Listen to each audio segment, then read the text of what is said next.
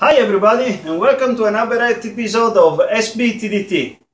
Sorry I've been not present for the last few months. I've been really busy, and I also had an angry message from a viewer of my previous post where I made a statement. I said speed has never killed anyone, stopping suddenly, that's what hurt.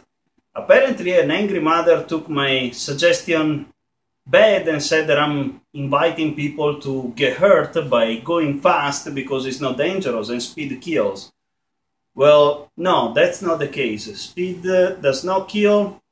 Losing control of your vehicle, that's what can get you in trouble, because if you are in a non-protected area, well, you're gonna hit a guardrail, a tree, something, and you will really get hurt. You can kill yourself, but that's not the speed, the reason why you went off-road. The reason why you went off-road is maybe because you were not using the proper type of bike, or maybe you had the proper type of bike, but you had the setup wrong. Actually, a few weeks ago, I was in a trip in South Carolina, and I was at a gas station, and there was this group of bikers. And, you know, one of the guys recognized that I have a CCS logo in the back of my car. And he's like, "Oh man, have you been to see races and stuff?" And I said, "Actually, I raced myself." The guys, they got all excited and they started talking with me. And they were talking about this friend of theirs that is really fast. And, you know, he has to keep his bike super hard with the suspensions. Whoa, whoa, whoa, whoa, whoa. Suspensions. What's that? You know, guys, that's not a joke. Suspensions, it's a very delicate thing. Adjusting the suspensions changes completely the geometry of the bike. And it's really tricky to play with them, especially if you don't know what you're doing. This guy was much skinnier than me. I weigh 180 pounds. This guy was much smaller than me. He had his suspensions tightened up to death. It was like riding a rock. Who are you that you need a bike that tight? Because not even Valentino Rossi drives a bike that is that hard. Plus, why would you just make the bike hard? Because you're fast? Well, I guess we should tell Valentino Rossi and all the GP racers, you know, why do you hire such a big team of engineers to just tighten up all the bolts? You can do it yourself. You don't need a team of engineers to do that. The reality is that the setup of the bike, it's much more trickier. It's not a matter of making the bike hard or stiff. What you're trying to do is to keep the bike as soft as you can without bottoming out the suspensions. For instance, the front forks, when you go around the racetrack and you do a lap around, you're supposed to use those forks all the way. As much travel as the fork has, you need to use it all the way. You need to come down to 10 millimeters or a half an inch from bottoming out the suspensions. That's what you have those strings on the front forks, that they kind of get pushed down by the fork itself and then they remain there. That tells you how much suspension you're using. You need to use it all, but you don't need to bottom it out. So you want to have the suspension hard enough that you don't bottom it out, but soft enough that you get to the full stroke. So about a half an inch from the end stroke. That's point number one. Point number two, always talking about this guy that I met there, and I'm not going to make names or nothing. I'm pretty sure that now you're watching, you remember who I am. But he had the preloads set down to the bottom. Oh yeah, because that makes my bike stiffer. I need it. As we discussed when we were there at the station, no, you don't. When you see those things going down because you are tightening the preload, it's not that you're actually pushing down onto the springs. You're lifting up your bike. The preload will lift up your bike. And when you lift up your bike, if you remember, we spoke about it when we were talking about geometry. You are extending your forks. So maybe you want to look back at the geometry portion of our vlog. I believe it was video number 3, SBTDT number 3. You are extending your forks. So now you changed your geometry. When you brake, you're going to have more trouble. If you're not a big guy heavy enough to squeeze back down what you extended, well, your bike is going to ride a lot different. It's going to tend to go wide.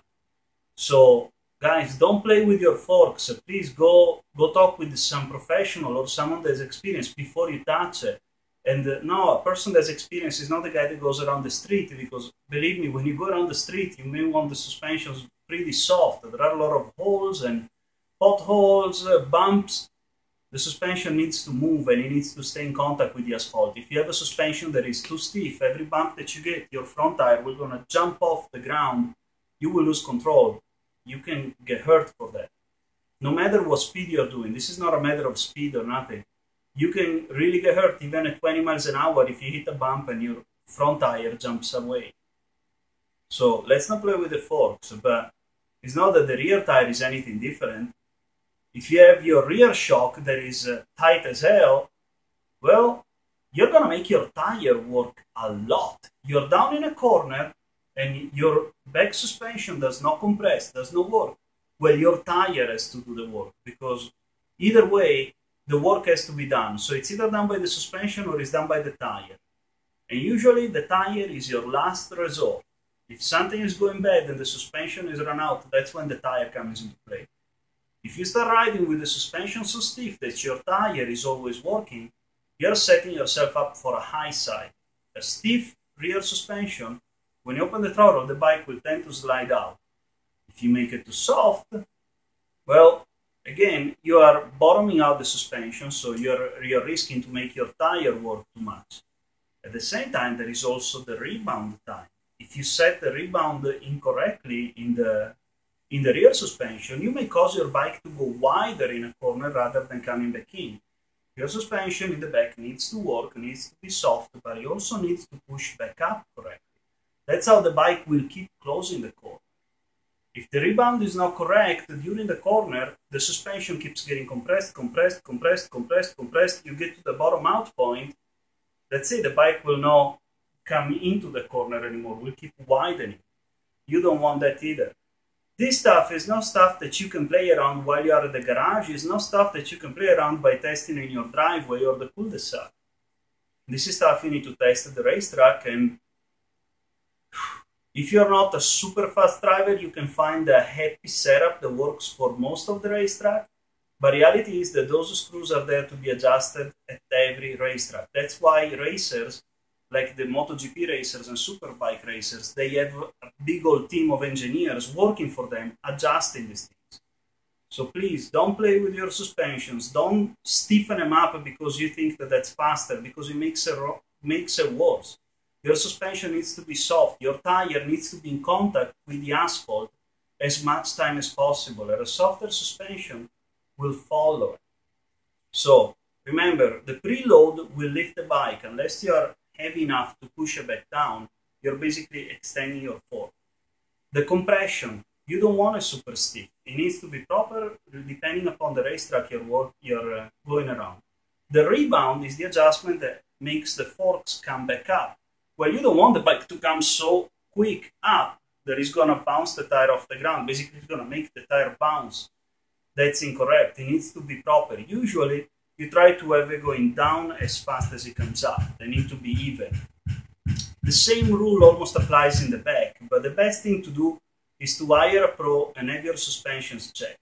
And the first thing that I would do, personally, from my experience, have the geometry of your bike checked. I went to a company that did that for my bike many years ago. They checked my weight, they had me sitting on the bike and bump on a few times, and they adjusted the suspensions based upon the geometry that my body was creating. That's what you need to do, and that's how your bike will remain drivable and safe even at faster speed. Of course.